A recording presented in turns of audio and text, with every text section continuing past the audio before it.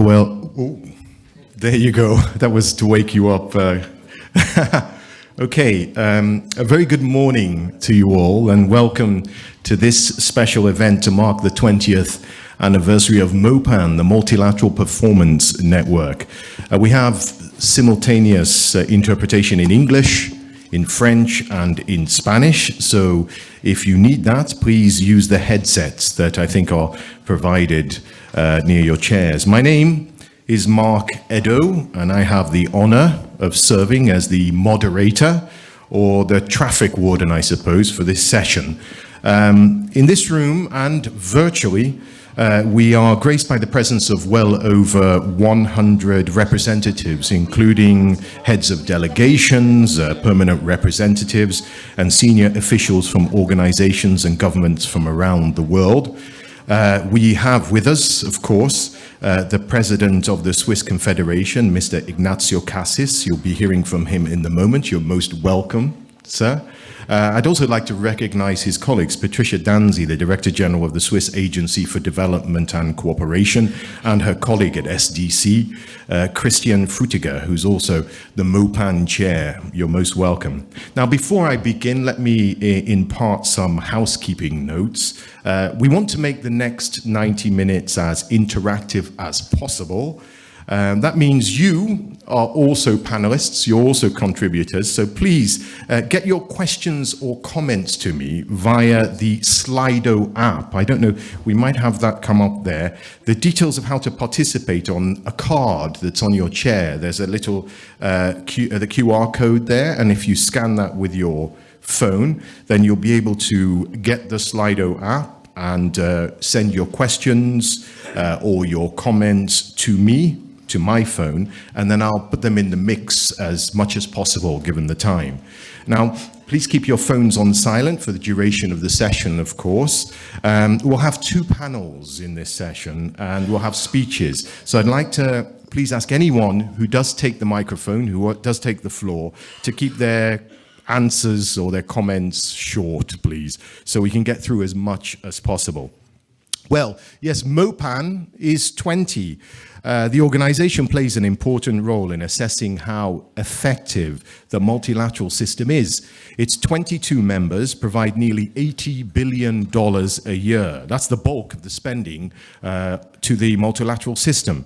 They're responsible funders who believe in the power of multilateral organizations to make change, and they support them to be more effective through accountability and through learning. Mopan's work builds trust between its members and the multilateral system. With its slogan, Stronger, Better, Smarter, Mopan speaks with a collective voice. It's a platform for member states to help organizations become more fit for purpose and results-focused. We're here in the beautiful city of Geneva because, of course, Mopan is currently chaired by Switzerland, who are the conveners of this anniversary event, where we'll take an honest look at the state of the multilateral system and what needs to be done better to deliver on Agenda 2030 and the Sustainable Development Goals. Switzerland is also a founding member of Mopan, and it's known for its staunch commitment to multilateralism. So it gives me great pleasure to give the opening remarks the president of the Swiss Confederation. Please give him a round of applause, please, Mr. Ignacio Cassis.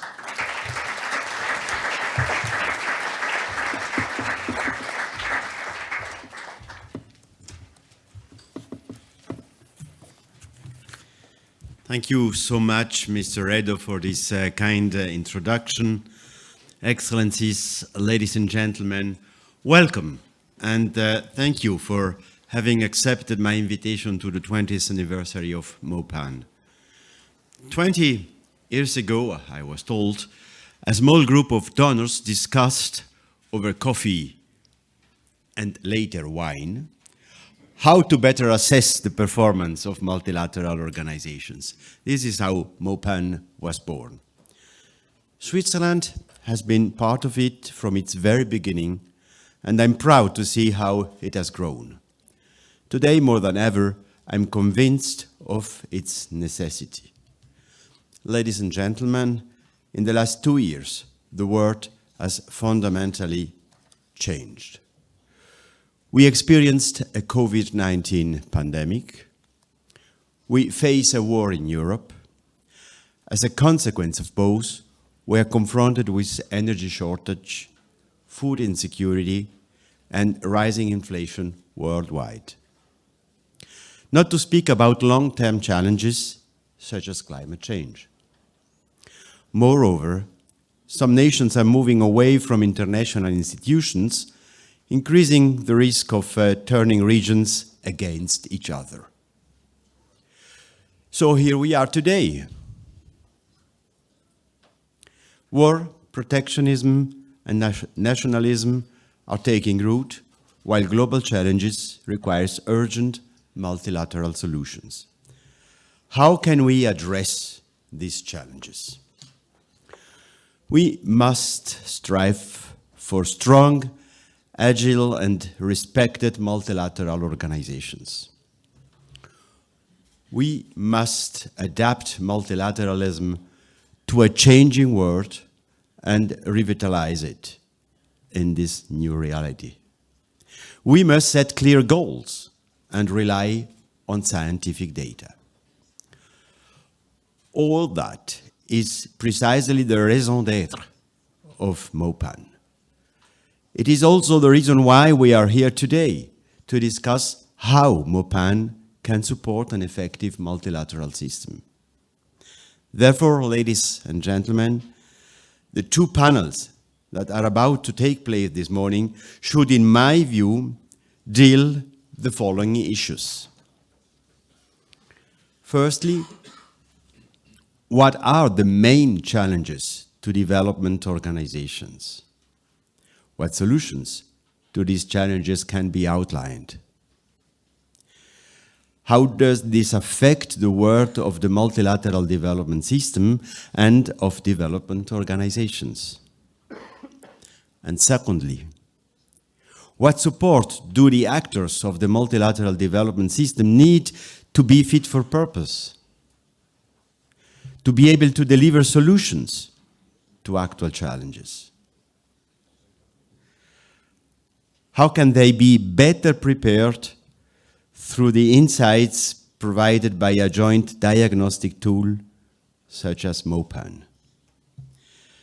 So while the first panel should set the diagnostic, the second should outline a possible treatment. You feel correctly, I'm a medical doctor. The goals being set, it's now time to act. Thank you for your attention and good work.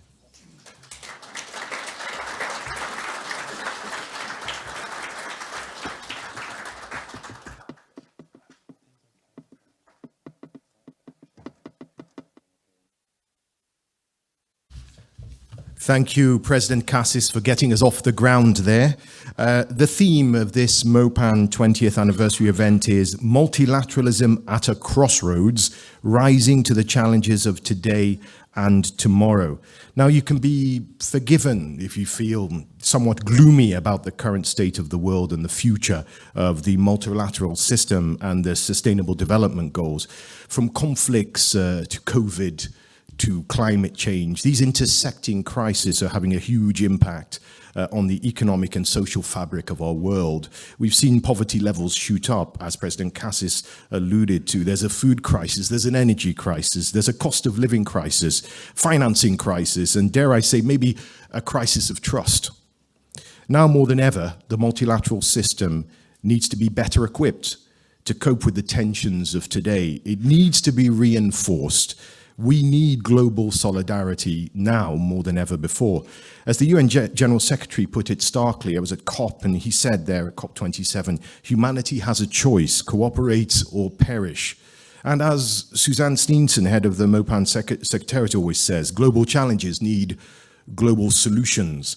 In the first of our two panels, we'll look at those challenges and how we can work together towards solutions for multilateral effectiveness.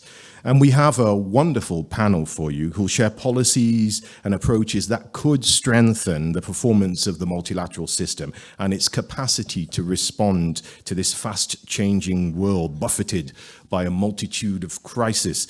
Now, if we can bring her in, the first person I'd like to introduce as a panelist is from Cairo via video link. I think we're going to see Dr. Rania Al-Mashat, who is the Minister of International Cooperation for the great nation of Egypt. Dr. Rania, are you there with us? There she is. Give her a round of applause. Let's give her a round of applause so she can hear us. Thank you. Good morning. You're very welcome. We can see you and hear you loud and clear. Okay, our second panelist is Bjørg Sonskjær. Bjørg is the State Secretary for International Development, Ministry of Foreign Affairs of Norway. I would ask you please to come and take one of the seats here.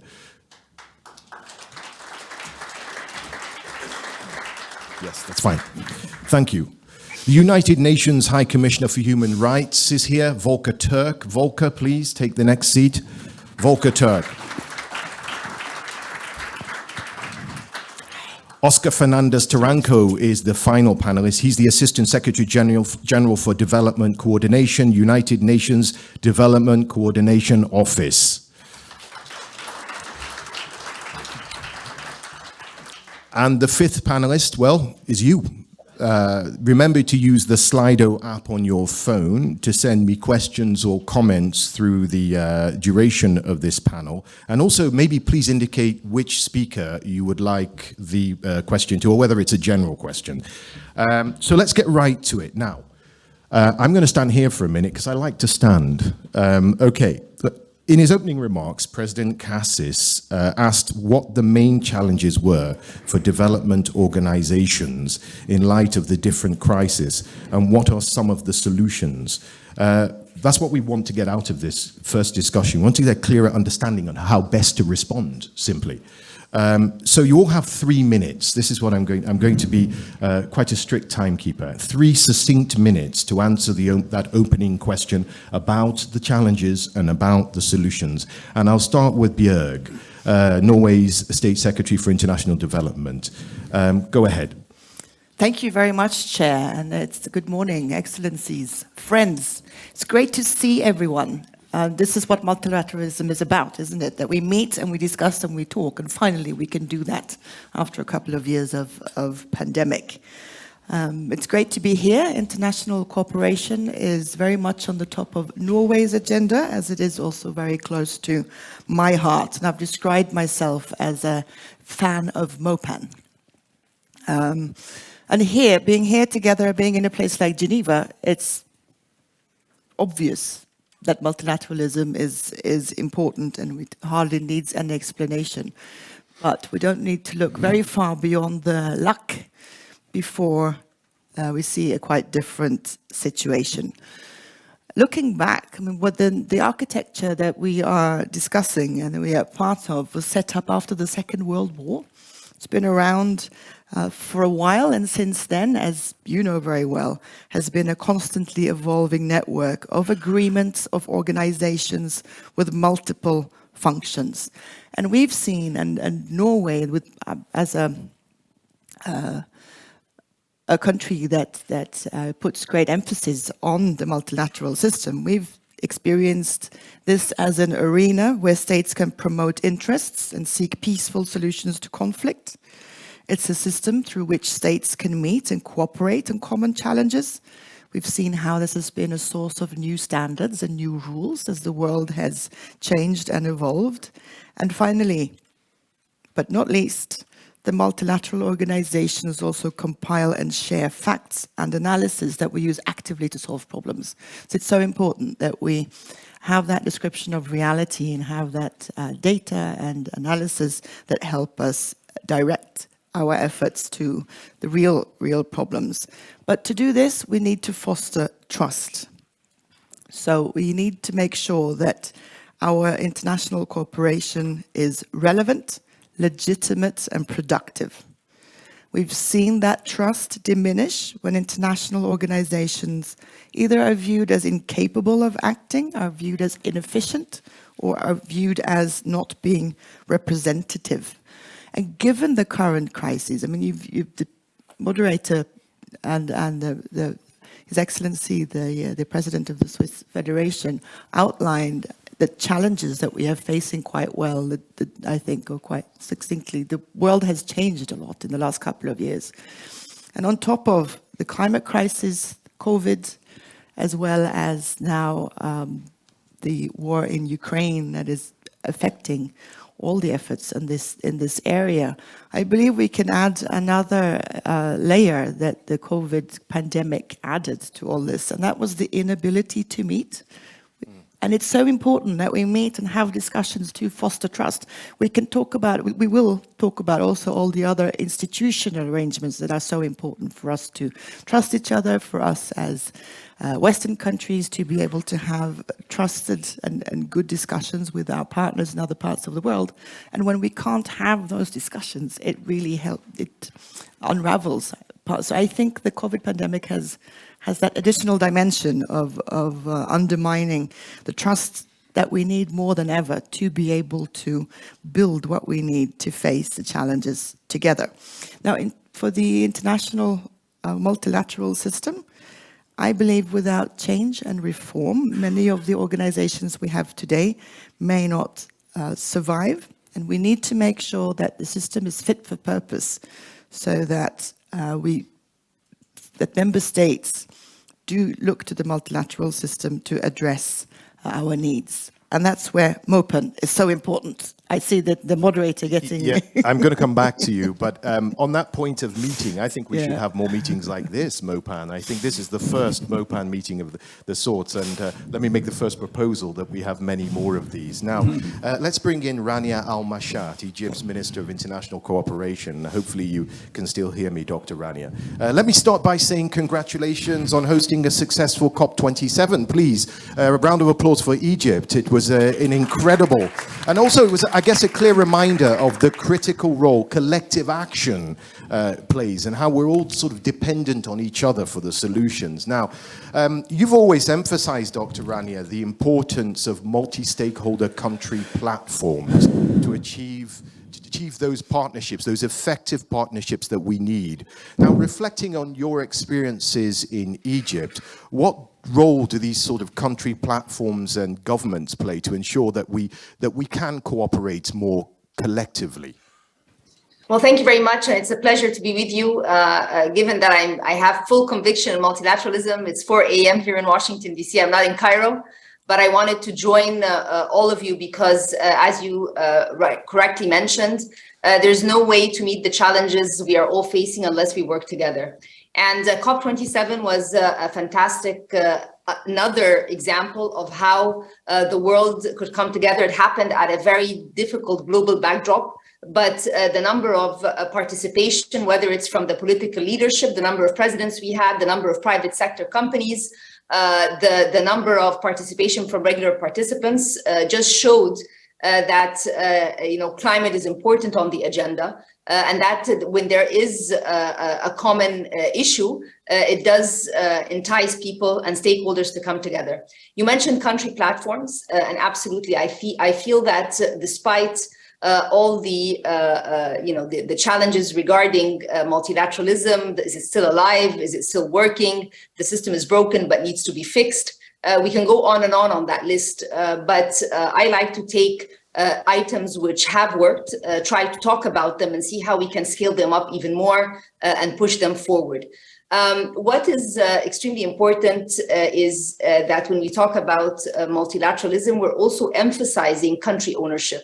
If countries' own strategies are in line with the global strategies, and this is something which is very much in the different messages from the Secretary General, from Mopan, from different institutions, that countries need to design their strategies in line with the 17 global SDGs, in line with a green transition, in line with inclusiveness, with digitization, with green projects. If this takes place, and countries feel that ownership, they are going to have national goals and national strategies which are in line with the global goals.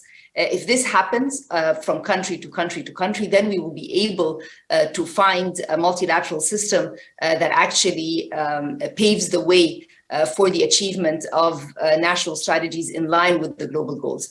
Country platforms here become then very important because as you are designing them, and let me talk about Egypt's specific case, which was showcased during COP, we created the Egypt country platform for the nexus of water, food and energy, NOWAFI, the NOWAFI program, and NOWAFI in Arabic means fulfilling pledges. And this COP was from pledges to implementation. So we wanted to emphasize that if a country is clear with projects, both mitigation and adaptation projects that included all stakeholders, government puts policies for the green transition, private sector is involved, the MDBs need to be there to provide the concessional finance to de-risk. So we try to put together all the elements that can showcase how multilateralism can work, but work in a way that both satisfies national goals and are in line with the global goals.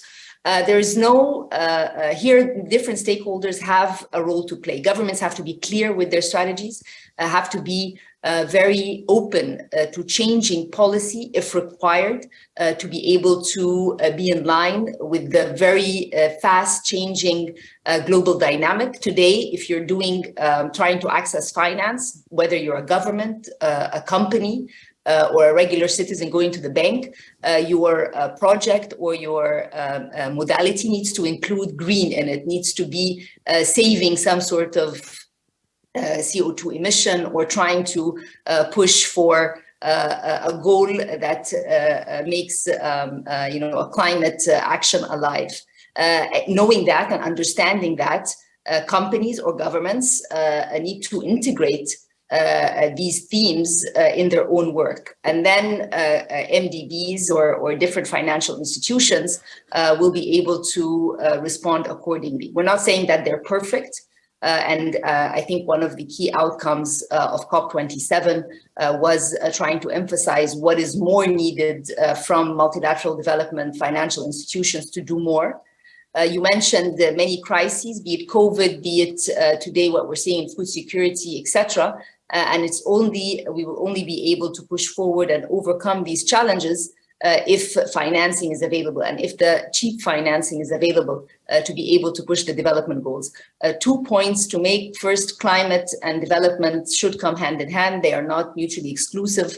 And if we are able to think about that in a very practical way, we will be able to get results. And the final thing is that during Sharm el-Sheikh also, and in preparation for it, we engaged more than 100 stakeholders to put together the Sharm el-Sheikh guidebook for just financing. And here I invite all the audience and the center to take a look at the Sharm el-Sheikh guidebook for just financing.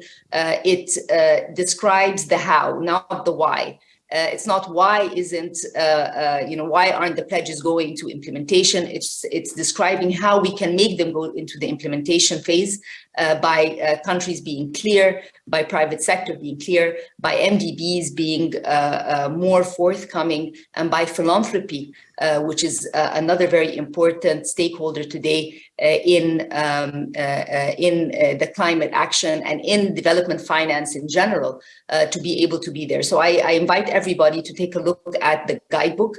There we have definitions of what we mean by just financing. So as we are creating more alignment with the global goals, we need to also recognize that countries need to develop and move forward. There's an information gap that exists with respect to the different pockets of finance that are out there. And now is a very timely period, given the very tight situation globally, for different countries to know and for different private sector companies to know what these initiatives are. Where is that taking place? Thank you very much. Thank you very much, Dr. Rani. And countries need to align their national strategies in line with global goals. Those strategies need to be nimble, they need to be adaptable. And also you made a very important point about cheap financing, about concessional financing. It only works with the right financing. Now, it's Volker Turk's turn as the UN High Commissioner for Human Rights. You're clear, I guess, on what you see as the challenges and maybe some of the solutions. And I understand that you think the answer lies in a back-to-basics approach. Well, first of all, Mr. President, and it's great to see so many friends here, and congratulations on Mopan at 20. This is a great opportunity.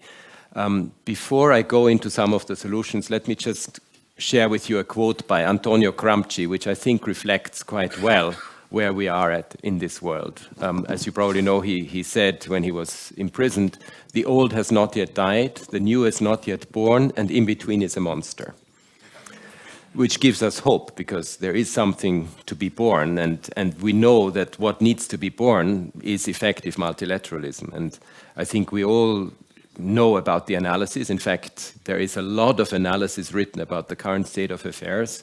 It comes triple planetary crisis, the COVID pandemic, and and all the consequences that it has, the inequalities that we see, the inequities, including at the international level, plus, of course, the global consequences of the war in Europe.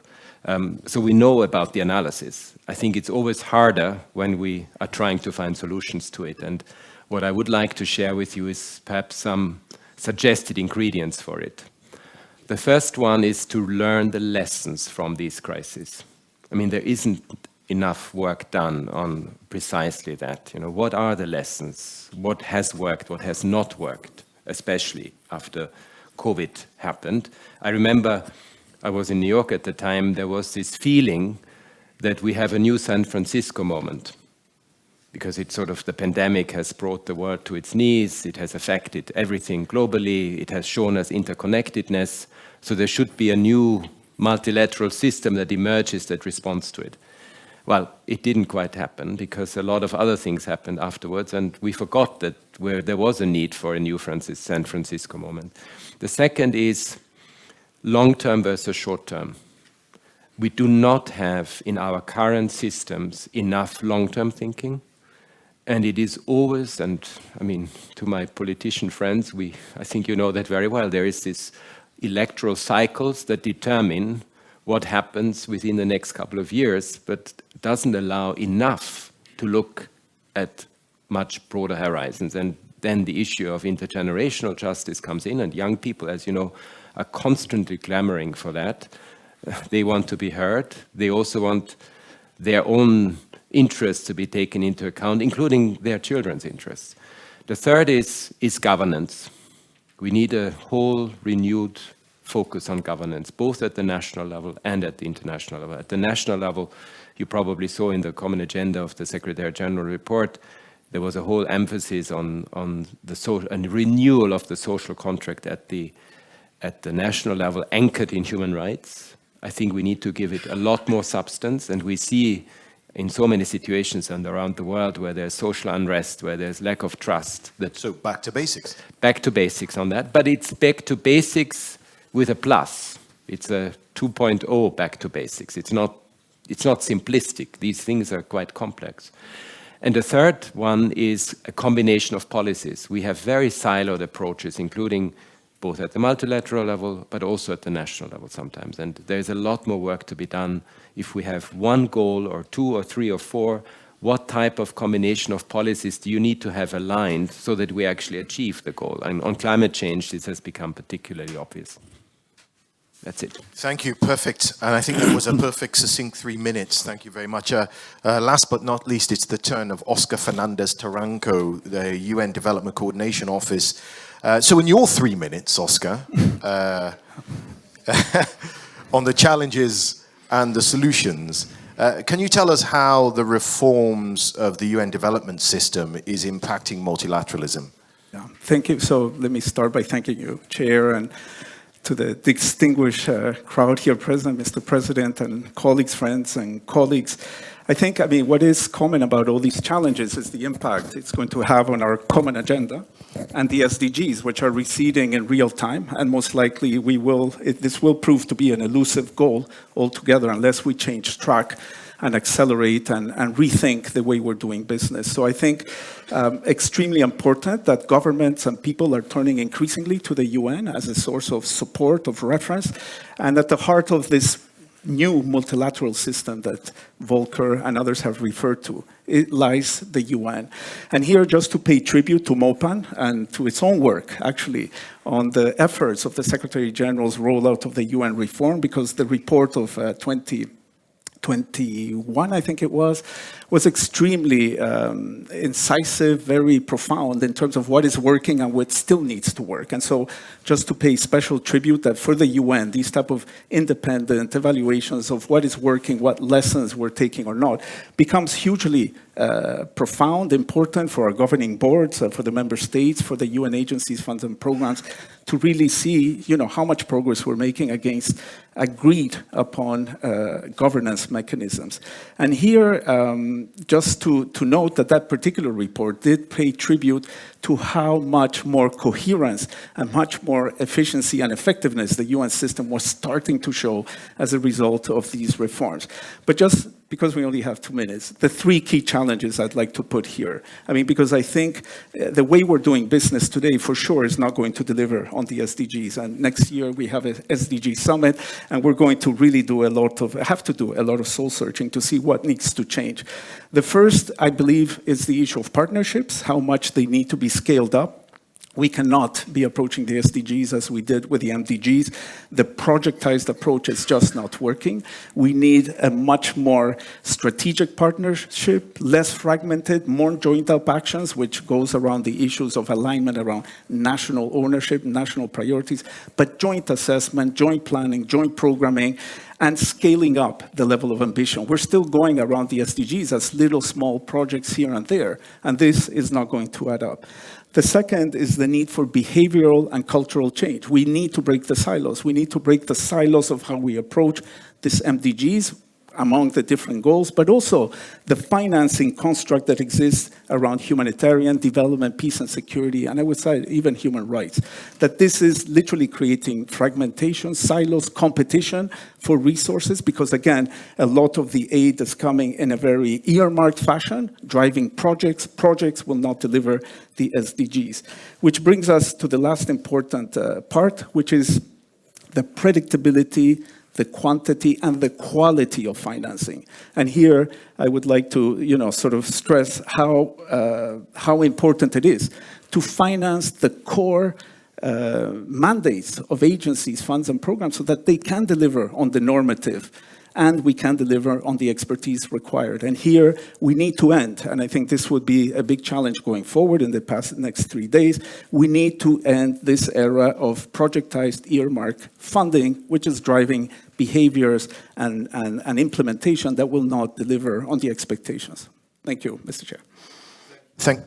Thank you very much. Thank you very much, Oscar. Now I'm going to turn to Slido as promised, this app. Of course, remember, you can continue to send in your questions, and they're already coming in. So I'm going to start with let me see. I'm going to start with a question for Dr. Rania. There's a question for you, Dr. Rania.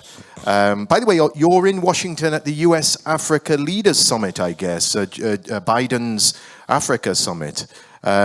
Okay, so we spoke, Dr. Rania, this question comes in and it says, we spoke about country-level multi-stakeholder platforms, or rather you spoke about them, in ensuring effective interventions. But in addition, we need the right multi-stakeholder platforms at a multilateral level to ensure cooperation. Do these exist, and if they don't, should they? Well, thank you for that question. Let me explain what I meant by multi-stakeholder platforms in our case, because multi-stakeholders include government, private sector, the IFIs or the MDBs, bilateral cooperation agencies, and civil society. When we're putting together, whether it's trying to find financing for projects or technical advisory or trying to push entrepreneurship and SMEs. One of the key features in our case, and I'm going to use it to respond to the question, in many of our development projects that require development finance from different entities, we have one project where several MDBs come together. So for example, if we take the very important solar park in Upper Egypt, the Mopan project, we had IFC work with EBRD, work with DFC in the US, work with the Japanese Development Agency. So it was a very important, or we have examples where multi-stakeholders from the MDB world or from the development world can come together to be able to bring out a project. And this requires a very good understanding of the governance of the different institutions. I have to say that the question is very correct in its essence, because the governance structure for every multilateral development bank or development agency is very different. We don't have consistency on how they choose their projects, what their procurement processes are, etc. So it takes a lot of understanding and years of working with all of them to be able to create that ease or that platform. So the question comes correctly: how can we encourage more cooperation among them? Egypt might be a unique case because of the scale of the projects and the history of our engagement. But it is true. How can we make sure that they work together in a more seamless way so that we can leverage their financing to benefit different countries? So it's a very good question. In our case, we've been able to do it because we understand the different governance structures. It's very difficult to ask these institutions to change their governance structures or to make them consistent, but there has to be a modality to be able to do that. One of the items in our guidebook is to show these initiatives and try to reduce the information gap, particularly when it comes to the idea of what is it that the different institutions are provided in the climate finance space. So please take a look at the guidebook, and I think we put the link in the chat. So that we also have each capital provider, what is their risk appetite, what is their ticket size for doing business. But different governance structures mean that we need to make more effort to bring these stakeholders together. Thank you very much, Dr. Rania. There's one question each, and then we're going to round up. Björg, a question for you. The multilateral system is as strong or as weak as member states allow it to be. How can they create more space for the multilateral system to perform better? That's a great question. I think we need to work at, my colleague here talked about the global and the local. I think we need to work at both levels. It's very important, first of all, for all of us to look to the multilateral system as that arena that we use to meet, to solve all the different questions that we have today. And it sounds very sort of self-evident maybe in this context, but it really isn't. So we need, those of us who have that faith also need to make sure that we bring in others and ensure that we can have those discussions at the global level, be it in the, UN General Assembly or some of the other forums that we have. But we also need to think very, very carefully about the country level. And it's a very interesting discussion that is developing now about localization, about how we as development partners, which is where I come from, can align much more closely with country plans, with country priorities, together with the UN at country level, and make sure that we don't work in a projectized way, but a systematic way to support countries in aligning and reaching our global goals. So we need to keep that interaction between the two levels. And I'm not sure that the architecture, as we like to call it, this conglomerate of institutions, it needs helps to be us to embedded get there. architecture, new architecture, new platforms and new commitments and new policies that will ensure that. Otherwise, we're just talking about it. Yes, thank you very much. Tusen tak. Okay, question now for Volker. Volker, they want to know, how can we ensure the multilateral system sees meaningful participation from stakeholders that provides accountability for the most affected populations? I liked very much what Dr. Rania was saying as well about how multi-stakeholderism informs your national policies. At the international level, it's exactly the same. I mean, one of the common agenda report results is to have effective, networked, inclusive multilateralism, meaning that you involve those who ultimately are going to implement or who have to align their policies already in the process of normatives or standard setting. And we know this certainly from the private sector. Just to give you the example, digital side, on the digital side, you are not going to be able to do anything if you're not involving very early on the private sector. And we know this on so many other fronts as well. In the human rights world, you have to involve the civil society organization, the human rights defenders, the affected populations. And I think especially for Mopan, I mean, it is so absolutely clear, and again, it's in the Common Agenda report, that when we engage in development humanitarian programs with populations that we are supposed to serve, we need to understand these populations. We need to have a very strong, meaningful, participatory approach. We need to understand from an age, gender, diversity perspective, what are their needs, their aspirations, their rights. And we need, as a result, find the best specifically tailored responses to what they are telling us that they need, rather than a different approach where it's more top-down, and that doesn't work anymore in the future. And that is actually multi-stakeholderism put in practice at the very local level. Thank you. And the last question, they call it the nexus, this interconnectivity between the humanitarian development and peace agencies and workers on the ground, the HDP nexus. And the question is, how can we strengthen the humanitarian development and peace nexus to ensure efficient collaboration that allows us to achieve the desired collective outcomes of the SDGs? Yeah, thank you very much for that question. And I'm happy that Susanna is here, because not too long ago, the OECD, DAC, and UN did have this privileged opportunity to have a dialogue and to really go in deep, sort of a deep dive into what is working and what isn't working. From the UN side, let me put something up front, which I think is quite crucial, because these are defining moments.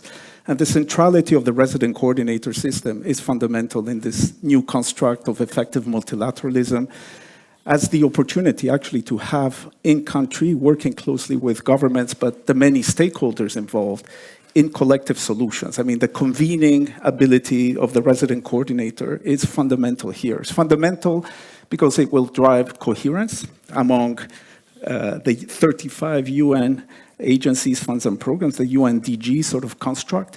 And it's extremely important because this requires investment. And I start for that because I know time is limited. But as we're speaking, we are facing a financing crisis. This system, if not financed as agreed in the funding compact, will mean that it is less able to actually mobilize the type of expertise, the type of alliances, the type of coalitions that is required to be more effective, more efficient, more coherent. And as it relates to the humanitarian development and peace nexus or coherence or synergies, I think this really starts by joint analysis, joint assessments, the involvement of the multiple stakeholders that are involved, governments, local authorities, the private sector, civil society, agencies, funds, and programs. But it is this notion of defining collective outcomes and sort of moving from a very projectized approach towards these type of collective outcomes, which will require flexible funding mechanism. I think at the core of what we are addressing today is the inflexibility of the funding, the unpredictability, and the conditionalities that come with it. In the UN, this will require a transition of business models that brings us to work together rather than to compete for funding. But again, the centrality of the RC system, this is a sort of a strategic investment. It's low cost, very strategic. 1.5% of everything that goes through the UN is what it will cost. Do you feel that these conversations or this way of thinking is already embedded and is progressing within the system? I think the system is starting to show the big transformational change that is required. And just as the system is starting to show, we're seeing member states not following through their commitments. And I'm saying this very starkly because joining DCO, my biggest concern now is the budget crisis that I have to actually support and finance the type of changes, transformational change that our common agenda and the SDGs present. That could derail what you're talking Absolutely, big crisis. Okay, well, one final question. Would you please stand up? All of you, would you stand up? And would you please thank Dr. Rania Al-Mashat, Björk Sonshire, Volker Turk, and Oscar Fernandez Taranco for that wonderful first session.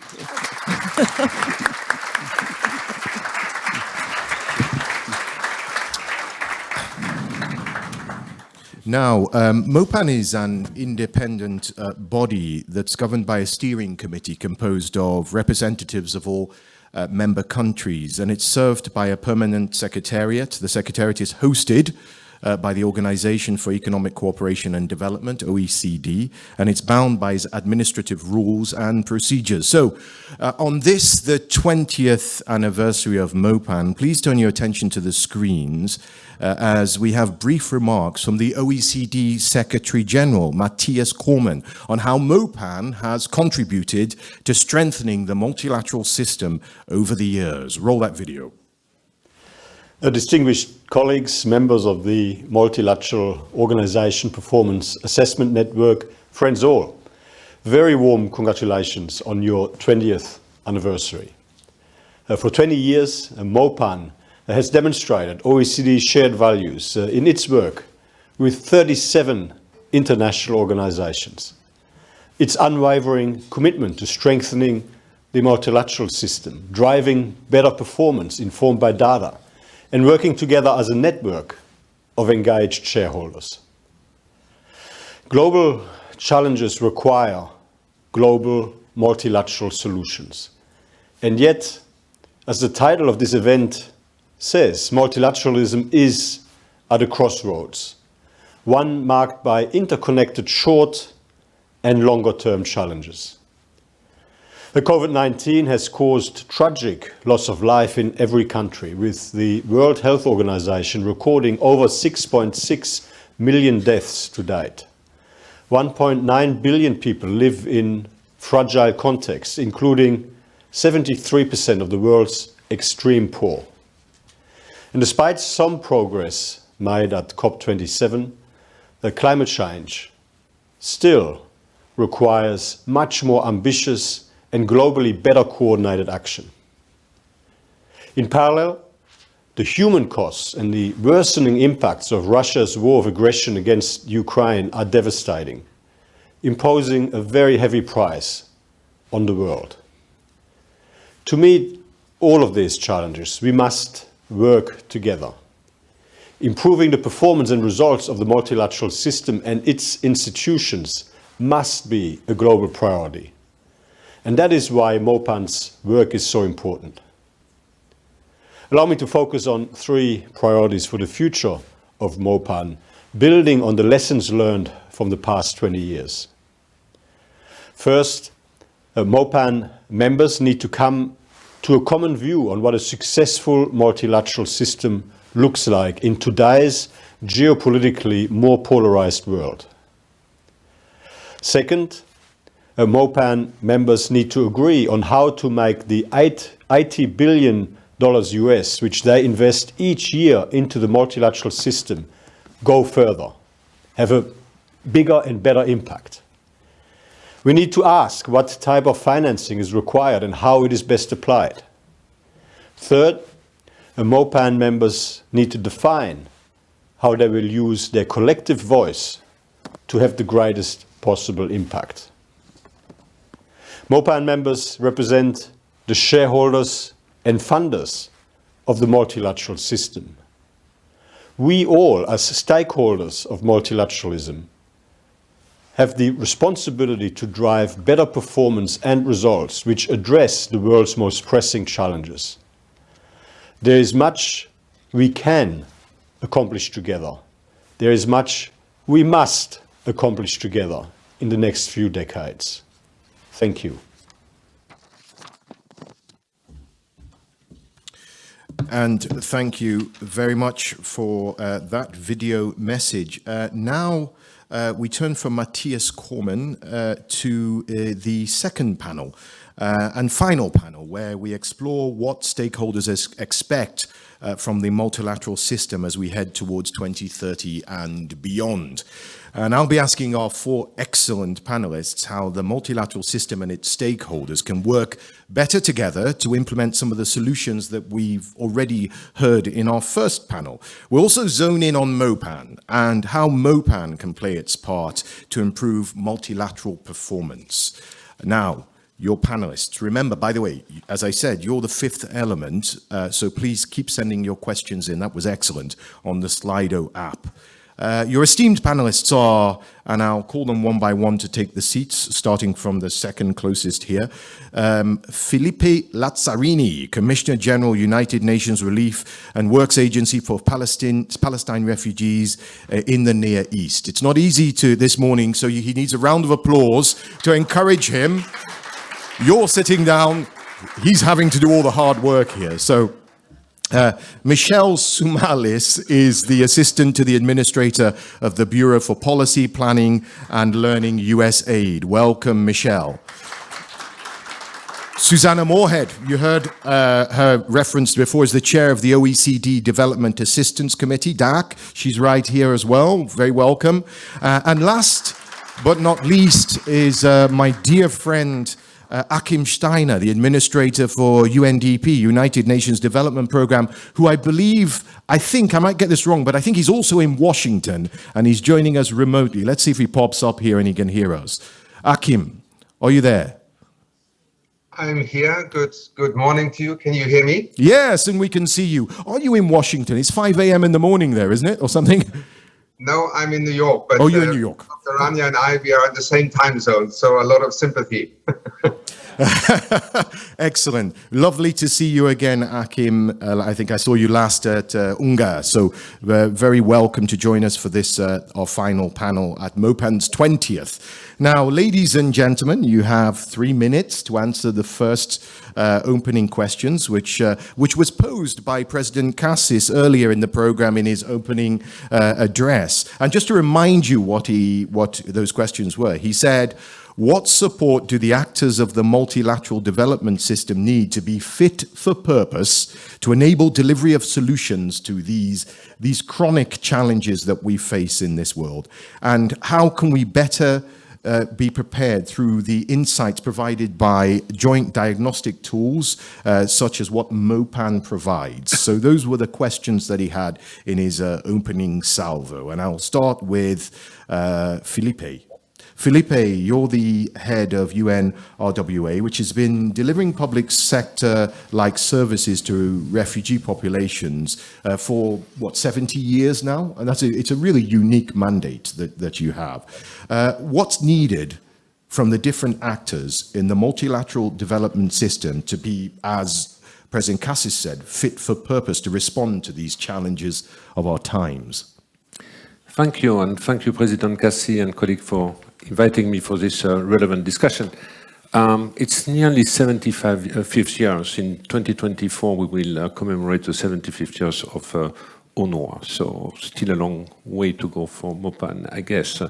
And as you said, it's quite a unique organization because we are the only organization requested to provide direct public services to one of the most underprivileged populations in the region. And I can say that for decades, we have been a multilateral success in the Arab region. There are few who succeeded to, graduate 2 million people in the school. They all have contributed to the prosperity in the region. We have reached gender equality in the 1950s. We have reached universal vaccination coverage, and we are the only one who have deployed a human right and tolerance curriculum in our school.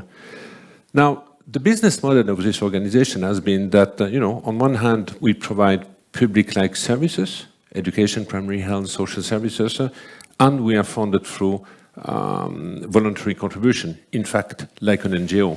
This did function for decades. Today, it doesn't function anymore, and it's certainly one of the main existential threats for the organization. Before we heard about the overall challenges, competing emergencies, the growing indifference, also competition on attention and the sentiment taking place. In fact, all this apply to UNRWA. But the reality is that the Israel-Palestinian conflict today is not on the international agenda anymore, and so is UNRWA and the Palestinian refugees. In top of that, while it is not very high on the international agenda, there is a politicization that we all are aware about this longest lasting unresolved conflict, and we are becoming also a collateral of this politicization, mainly by those who believe that by erasing an organization like ours, we would solve the problem of the refugees. And all this is taking place at a time the agency is dealing with increased needs, soaring cost, increased despair, increased distress, and at the same time, because of the indifference, our resources have completely capped. For too long, the onus was on UNRWA. Basically, my colleagues, my predecessor, tried to adapt to adapt austerity measure, in fact, to keep our school running and so on. But there is a limit to austerity, because today, basically, the quality of our services start to decrease. We have up to 50 kids in our school. We have doctors who cannot spend more than 3 minutes per consultation. Basically, what is at risk today is that all our human development gain of the last few decades is at risk to be reversed. So what should be done? We know that this week the General Assembly will renew the mandate of UNRWA. But what we need is that collectively, member states, donors, host countries, and UNRWA and the partner genuinely commit towards the right of the Palestinian refugees, mainly the socio-economic right and their civil right. Now, how can this be translated for UNRWA to be fit for purpose? Basically, 4 points. The first one is member state should stop to just rubber stamp the extension of the mandate, saying that this agency is irreplaceable, there is no alternative in the absence of a political solution, without genuinely translating this support into matching resources. Host countries also, who have been very generous over the few decades, should also be looking at lifting any barrier which would prevent the fulfillment of human socio-economic rights or civil rights of the refugees. And for an agency like UNRWA, and we heard it from Oscar before, we have no other choice than to partner. We cannot anymore to be this fully inclusive service provider to the Palestinian refugees. There is a collective responsibility here, and we have to bring on board other agencies to respond to the most pressing needs. And last but not least, we collectively have to make sure to shield the organization from political attack. UNRWA has done it, but obviously we need also the donor and the member state to be fully on board and fully at ease with whatever has been implemented. So I think my 3 minutes might have gone, so I will stop now. They've switched my mic off. Maybe I said something wrong, but I'll come over here. Apologies. I can continue if you wish. You've got to. Thank you very much, Philippe. Michelle, the theme of this discussion is expectations of stakeholders in the multilateral system, and we heard those very poignant and important questions from President Cassis. You're with USAID. What should member states be doing? So thanks so much for this, and it's good to see all of our friends and colleagues here, and thanks to President Cassis and the government of Switzerland for hosting us. I think the earlier panel did a great job of laying out the growing challenges that are facing us and the demand that we address them. And I really think that Mopan plays a really important role in terms of the accountability and measuring performance and making sure we're achieving results. I do want to just stress as a donor, and I know Norway probably feels the same way, that there are actions that each of us need to take, and we really are very excited as the United States to be part of the multilateral system and continuing to strengthen it and enabling that system to be successful. So the first, I think there's some very foundational things that we need to do. We want to reinforce the shared commitment to multilateralism and advance the values that are at the heart of the UN Nations Charter. Their prohibition on aggression and respect for human rights, fundamental freedoms, and the rule of law. And I just want to say, Volker, we're very happy that you are in the position you're in, and we look forward to working with you and really sharing our, really delivering on our continued commitment to the core values that underline that system. We also, I think there's a second critical action that I want to stress, which is the need for both multilateral organizations and their member states to make efforts to ensure that all stakeholders have a voice in the system.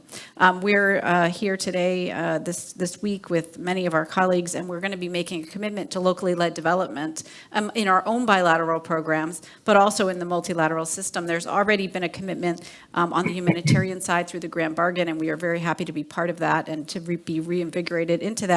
But we're really looking to the UN to think about how they can bring the views of local communities, civil society, the private sector, and others into the development programs that they're working. We really believe that this will increase the sustainability and the effectiveness of the programs, and we want to put locally led and owned solutions at the center of what we're doing.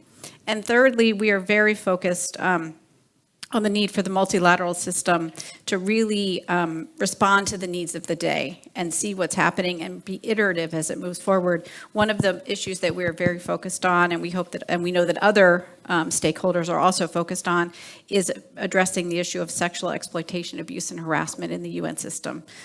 This has increasingly become an issue. It's really arisen, and we really are looking to the UN to make organizational culture change a priority across the system. Just last night, I learned that Mopan actually did a really phenomenal presentation on this issue, and we have a zero tolerance policy for inaction to any allegations of SCAH. So we look forward to working with all of our partners. I just also want to acknowledge the comments earlier around donor funding that's coming in as projectized assistance. This is a problem that we all have, right? At USAID, we are getting projectized assistance from our Congress. So we pass that along to all of you. So what we're trying to do is really understand within the system that we're in. We would love to have unearmarked funding as well, but we're probably not going to get that between now and 2030. So how do we think about integrated programs that are responding to the needs of the day? How do we integrate climate change into everything we're doing, even if we're not getting specifically targeted climate change resources? And so we look forward to really thinking with Mopan and with others about how we live in the current reality, because 2030 is very, very close. And although there are things we'd like to see change, it might not happen between now and then. So we need to live in our current reality. So I just would say that as Mopan members, I think that we all need to think about how do we use the findings of Mopan, the assessments of Mopan, to really impact not just those organizations that are assessed in the moment, but how can we translate those to other organizations as well. They did a phenomenal review of the Global Fund to Fight AIDS, TB, and Malaria last year. How do we take those lessons learned and apply to the Green Climate Fund? The new fund that came out of COP27 on loss and damages. How do we take those lessons and apply them proactively and not wait for the assessment 5 years from now on that fund? So we also want to just make sure that the network allows us to speak with a common voice on critical issues of performance, achieving results, oversight, reform, and overall effectiveness for the people that we serve every day through the programs through the UN and others. So thank you so much. We are very excited as the United States to be here and to be on this panel, and look forward to the rest of the conversation. Thank you, Michelle.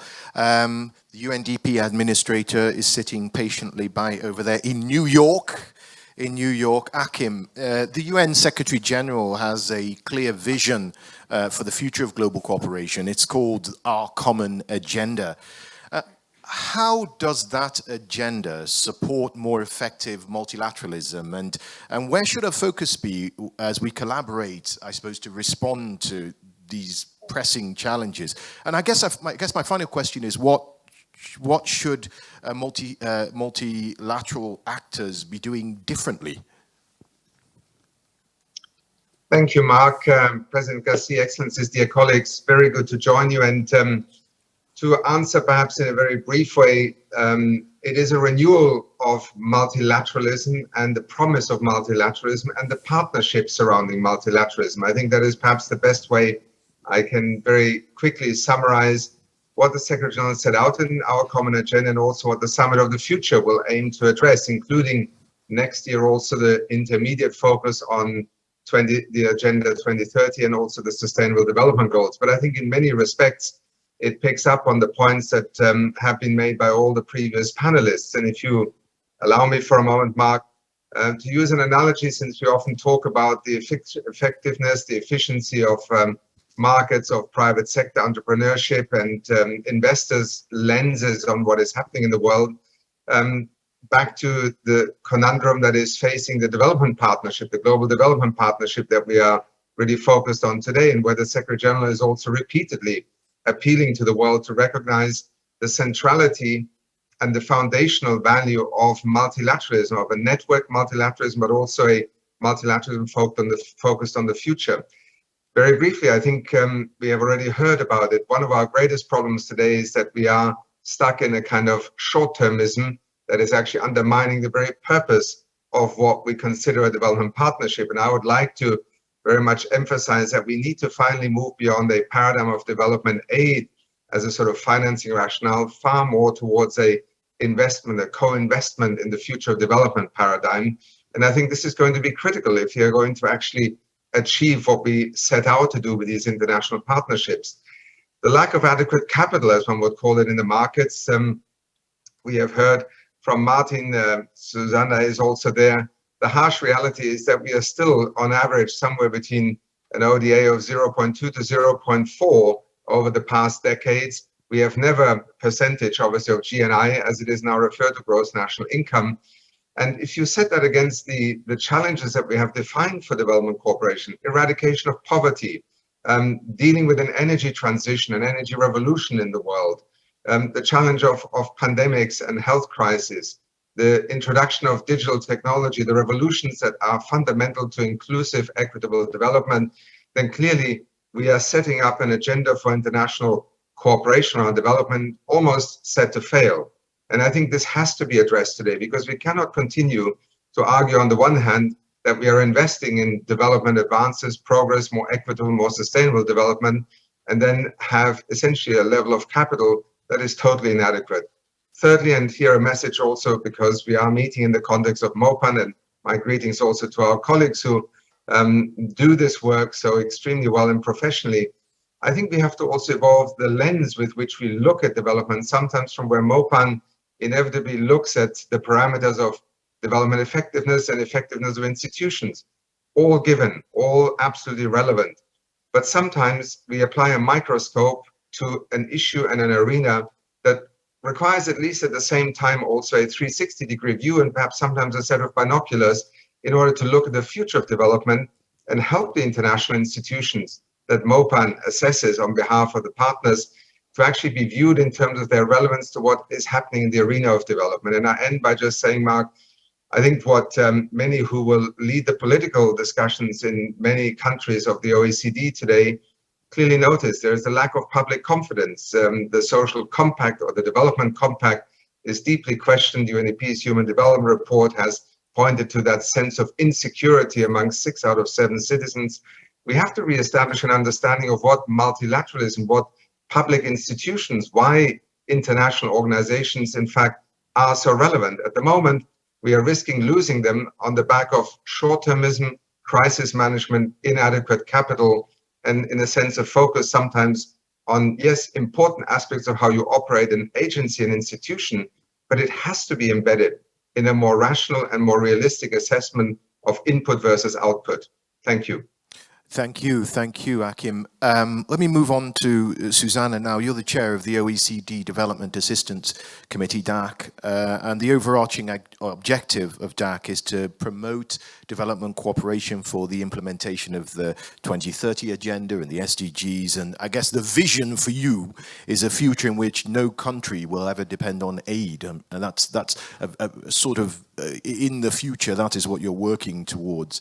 In 3 minutes, please, maybe you can speak on this theme. And let me ask you a specific question about, we have a lot of firepower. We have a lot of collective firepower that we're just not using effectively. Would you agree with that? And if so, what do we need to do to change that?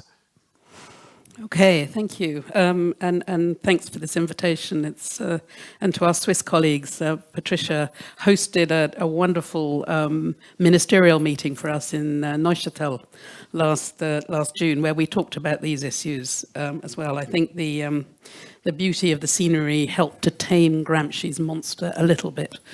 But I am with Gramsci on the scale of the challenge, and sadly, there's no likelihood in the near future that the DAC will be put out of business because international development cooperation is no longer needed. Or I fear that we all meet 0.7. I would love that to be the case, but the realpolitik dictates otherwise. So I think, let me come at your question in a sort of slightly roundabout way. First of all, just for Mopan, there is a huge amount of emotion and politics in this whole agenda. And what Mopan provides is evidence. Evidence of what works and what doesn't work. And you cannot direct your firepower in the right direction unless you have evidence. And remember, this is one review that everybody can benefit from. My first time I had to fill in a Mopan questionnaire, it was very traumatic. It took weeks. It's got a lot better. That's the good news. So everybody can use this, but there are a lot of free riders, frankly. Very few people pay for it. And that also undermines firepower. The second thing about firepower is, and I hesitate to say this in this esteemed gathering, it's not just the United Nations, the multilateral system. There are other very, very important multilateral actors, most obviously the multilateral development banks for what we're talking about, but also the IMF and others. And I have spent years of my life going between New York and Washington, being told, oh, well, the UN is, not doing what it should do. They can't, organize a party in a paper bag, and then you go down to the World Bank, absolutely hopeless, no matter what they told you in Washington. I'm sick of this, and I actually think most member states are sick of this. It's multilateral bashing, I guess. Yeah, it is, and the trouble is, you could call it firepower, but it's not directed towards any sort of target. So, my first thing would be to say, if you want DAC members, obviously, who I can speak on behalf of, to fund you differently, more effectively to support reform, stop doing that. And it was a phrase that I learnt, an English phrase, unusually, in Rome a couple of weeks ago, which was stay in your lane. Now, we know there is a huge amount of competition both within and between agencies. It really has got to be taken under control, because it does not help DAC members who are having multiple requests on a very, very, very tight ODA budget to be asked to pay for more or less the same thing several times over. So, if you want us to target our firepower, you have to sort it out between yourselves about who's doing what. And I think, I can see both Oscar and Volker nodding. We've had this conversation many times. I do think the empowered resident coordinator system has the potential to do that. I agree with you, it needs to be properly financed, but there's also work to be done both here in Geneva and in New York and in Rome and elsewhere. And, somebody just has to say, this is not actually going to get us what we need. And then from the point of view of donors, the DAC, we review ourselves, hold each other to account through our peer reviews. Every single peer review of every single country says we ought to fund the multilateral system through core funding, we ought to be more predictable, we ought to be programmatic, not projectized. So we know what, best in class looks like. But the question that we never get an answer to is why are we projectizing more and more and more of this? Now, sometimes it's to do with Congress or, regulations or whatever, but it's also to do with the fact that donors don't think they're getting good value for money. And they pour money core in the top and they don't know what comes out the bottom. So again, if you want us to focus our firepower on the new resident coordinator system. You've got to stop the competition and collaborate with each other, but even more importantly, across the multilateral system. And then last but not least, it's the free rider problem. DAC members pay for over 80% of the UN development system. They were responsible for over 85% of the latest IDA replenishment. We can't do it all. And there are many, many countries in the world that can afford to pay more. Now, they don't have to join the DAC, they don't have to follow our rules, our transparency, but they do need to pony up with more cash. And in doing that, again, the system needs to make those demands of them that they do pay more, and that they do it in ways that maximizes the effectiveness of the system, because a small number of DAC members can't do it all. And even within the DAC, the burden falls disproportionately on a very, very small number of countries. So, I mean, let me stop there. There is firepower, has potential, but at the moment it feels like a scattergun. Okay, thank you very much for that. Very interesting. I've got lots of questions and little time, so maybe we can do a sort of quick fire round here. I'm going to read some of the questions from Slido. This one for Felipe. It says, I understand that Mopan will be considering the performance of UNRWA in the coming year. What are your aspirations for this process? And following Michelle's comments, where would you, or what, I guess, would you like to learn from other institutions? It will be the third Mopan we will go through, and the last Mopan we went through, the agency came out very well. It was, the conclusion was a resilient, resolute, and value for money type of organization. Despite that, we are certainly the agency for which the highest number of lawmakers keep asking the other country, can you make sure that UNRWA be run more efficiently and do reform? And today, if you go to a parliament, 6 out of 10 questions will be related to our organization. The 4 other questions will be related to any other UN agency. So my expectation with the next one is that we agree, together with the member of the Mopan, how the recommendation which will come out can be better used to reach out the broader ecosystem where you are also dependent on. And because the last Mopan, we haven't done this, and ultimately all the eyes were on the agency asking, what are you doing with the recommendation? Alone, we won't be able to do it without the member of the Mopan, but the member of the Mopan also have to help us to reach out their own constituencies. Okay, thank you, Felipe. This one's for you, Michelle. We saw that video message from OECD Secretary General Corman introducing Mopan as the network of shareholders and finders of the multilateral system.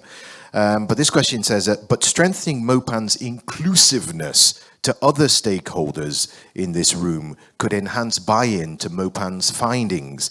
How do you think, from your perspective, this could be done? So I think that's very consistent with our support for locally led development and including all kinds of voices. We're working very extensively to include indigenous communities, women, youth, LGBTQ communities in the work that we're doing. As part of the strategic review that Mopan is undertaking, I think there will be a series of reforms that will be coming out in the next year or so that will make sure that those voices are included both in the assessment process as well as in the governance, as well as in the overall review processes. So I would say stay tuned, because I think Mopan has heard the need for this and will be responding in the coming year. Thank you, Michelle. Kim Steiner, the question for you. The multilateral system can be hampered by mission creep, competition, and fragmentation. What role can multilateral stakeholders play to help incentivize cooperation and possibly consolidation within the multilateral system, Akim? Well, you saw the Secretary General come forward with a reform agenda of the UN development system when he assumed his tenure in his first term, and that agenda is being implemented right now. And let me, in a sense, pick up on Susanna, because I know she's citing some of these phenomena also, and perhaps challenge a little bit the argument that, the biggest problem is competition. Frankly speaking, yes, there will always be competition if you have established and mandated, dozens of agencies in the multilateral system. And by the way, the World Bank and the IMF are part of the larger UN system. We actually work very well together. But I think this notion that competition is our greatest problem, I think, first of all, ignores the fact that these agencies are mandated by member states through all their different governance mechanisms. In the UN development system reform, most recently, UN agencies had essentially fulfilled over 70% of their commitments to the UN development system reform. The member states, the donor community that was central to negotiating that, barely reached 30%. So I think, yes, we would obviously be perhaps better off if we had less entities. But the fact of the matter is that we do have them. They are mandated and they are trying their level best to mobilize resources in order to fulfill the mandates that they are given. And I think the way we look at this also, for example, an organization like UNDP, Susanna is right, Europe remains a backbone to the multilateral development system. But let us also look at some of the figures, and maybe Susanna, you can comment on that. I mean, the total amount of ODA has not really gone back very much. But if you look at how ODA is being, in a sense, recycled back into, for example, paying for refugee costs or more and more crises, the additionality of negotiations under the Climate Change Convention that were supposed to bring additional capital, very often using capital from existing ODA budgets, a lot of the developing countries that are being asked to borrow more in order to deal with the current crisis, all of this, in a sense, does compound the problem. Also to the funding, if I may just point out, UNDP today is an organization where essentially 25% of its total financing comes from the developing countries themselves. So it is a co-investment partnership. And I feel that in the way that we try to sort of look at the deficiencies, the ineffectiveness, I can say a mea culpa without even hesitating. We are a large organization, we're a public bureaucracy. But show me an organization in the aid sector that covers virtually all of the developing countries and does so with a management fee that is sometimes between 3, 4, and to the donor community around 8%. Is that a highly costly investment in terms of running such a service that is able to work on behalf of the international community in the midst of crises such as Yemen or Afghanistan or in parts of Africa? That, I think, in part has to be a little bit more where I hope we can open the lens. Yes, we do have competition. We can minimize it. The reform has taken a major step forward. We have an entire resident coordinator system that is now providing common country assessments, the Sustainable Development Cooperation frameworks. But if we see an erosion of development finance, then we are essentially undermining the very purpose of the reform.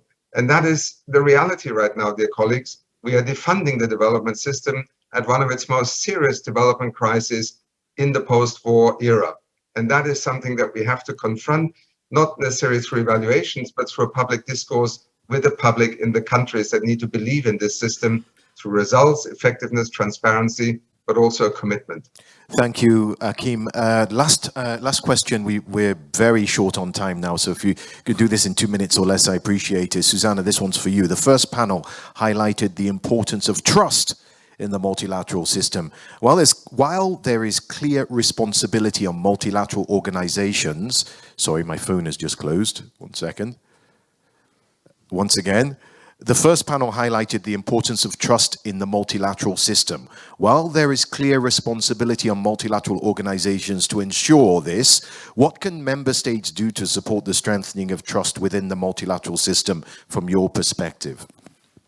Well, I mean, I think, following on from what Akim said, the first thing is to fund it properly.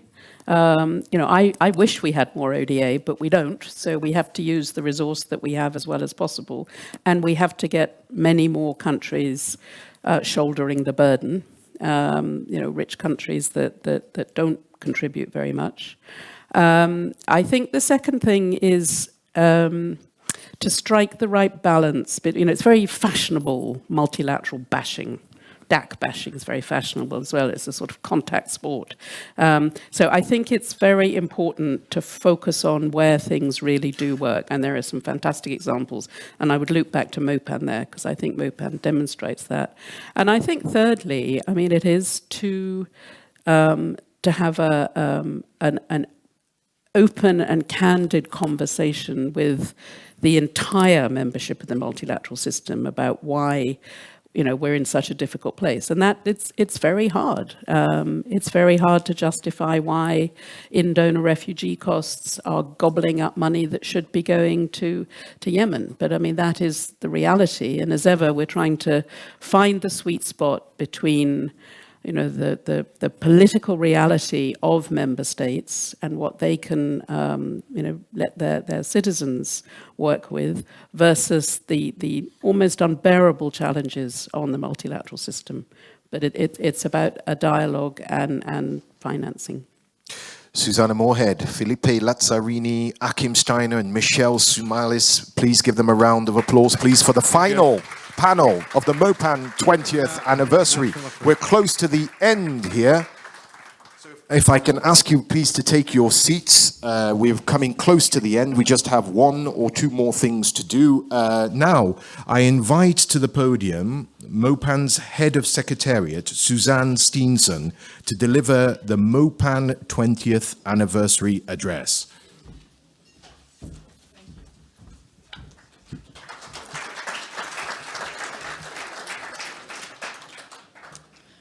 Yes, good morning. Good morning, friends of Mopan. We heard today fans of Mopan. Much appreciated that. And good morning also to President Ignacio. So it's been really an honor to mark this 20th anniversary with you today. I think it goes without saying thank you to Switzerland for hosting us and also for chairing the Mopan network throughout 2022. So we've reflected well on the fact that birthdays are really times to look back, but also to look forward. And our network has grown over the past 20 years. And we are 22 members today. And I would like to also sort of mark the just recent arrival of Spain, our newest member. And also to flag that our door remains open for all members. We saw some of the questions on the line about really also fostering an inclusive Mopan. So you've been really sort of, putting it so well, why networks like Mopan are critical and to delivering a multilateral system that is stronger, better, and smarter. So countries become members of Mopan because they believe that global challenges require global solutions and that the multilateral system must deliver results, ensure a more inclusive, just, and peaceful future for everyone. So this commitment translates also into the annual $80 billion investment in the multilateral organizations by the Mopan constituency. We've spoke about we can work better on enhancing the quality, but the commitment is clear. We also in Mopan pride ourselves of delivering a global public good. Our assessment and cross-organizational learning show how multilateral organizations are incrementally maturing their systems, showing more agility and innovating. And this is in spite, again, of the challenging financing environment. Our assessments are accountability tools, but also learning tools. They offer a whole of organizational insights to inform the dialogue between organizations and member states. How they are coordinating the organizations, how they are leveraging are important elements here. So incremental progress is, however, not enough to meet today's challenges and achieve the expectation of all countries of an inclusive and transparent and performing system. So we need also in Mopan to move with our times. And as we are projecting ourselves to the next 20 years, I believe that our number one mission will be to strengthen this trust, to deliver an objective and relevant evidence and really heighten the quality of the engagement of our members with the institution they support. So let me leave three brief thoughts with you. So first, we need to acknowledge that the multilateral system is extremely diverse. And member states work in different ways to meet our common goal, which is to improve people's livelihood and create resilient societies. And by trusting, we spoke about trust, by trusting our multilateral partners to leverage on their strengths and mandates, the resulting solution will be more than just the sum of the parts. And this can only be done by providing informed, meaningful, and objective evidence. So this is our second takeaway, that we need to also work in a much more inclusive manner with key stakeholders to strengthen our own benchmark, make sure that they are contemporary, reflects today policy issues. We spoke about localization, so that's important that we keep doing this in an inclusive manner. Lastly, we must use our common voice. We spoke about firepower, to work in partnerships with the multilateral organizations by really enabling and fostering, supporting good practices and reform where needed. And this will make them even better fit for the challenges we've spoken about. So we'll continue in Mopan to hold our standard high, to push for real improvements and better results. So I'm really excited by what the future holds for Mopan, and I really want to thank you all for having taken your time to join this session.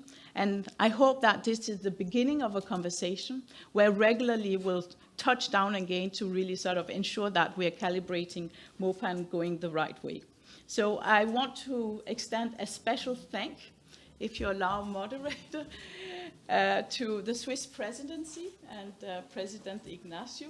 And by token of our appreciation, you have a gift from us, but also to the Swiss team, please, to the Swiss team on our behalf. Thank you very much.